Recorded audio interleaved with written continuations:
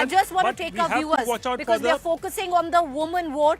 I want to quickly take our viewers through, data points. Now, what we have is data to go by. Let's go all the way to 2010 viewers. The male voter turnout stood at 51%, female at 54%.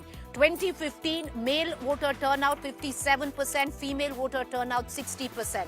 2020, male voter turnout 54%, female voter turnout 60%. There is also, in this, a fine print to it, a subtext to it, which is that especially in the rural area, about 7 to 8% of young male population is migrant, where 65% of the households in rural Bihar are dependent on the salaries brought in by them, so they are mostly missing during elections. Therefore, you see a sharp rise in women voters. But the woman vote clearly is the core constituency nurtured for decades by Nitish Kumar. But Moushami, how are you reading this sharp uptick and increase in voter turnout? What does this mean?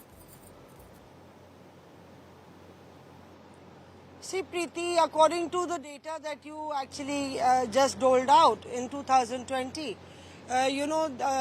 we've seen that the seats that the Mahagathbandhan has won, a large chunk of the male voters have voted, and the winnability has been, it has resulted in the winnability of the Mahagathbandhan. And what I can tell you that, the easiest way to chicken out of the question that you're asking is to say it's a close fight.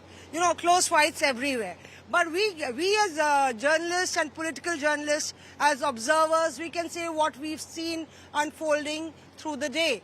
And I see, even if Rohit is also hinting that Saran and this entire area, perhaps the Mahagathbandhan could be at an edge. I have seen that through the day. I haven't seen those long queues. I spoke to Shashi also in the day, and he was saying that, here in Mukama, Siwan, in other regions, in fact, there was a lot of, swelling up of women voters.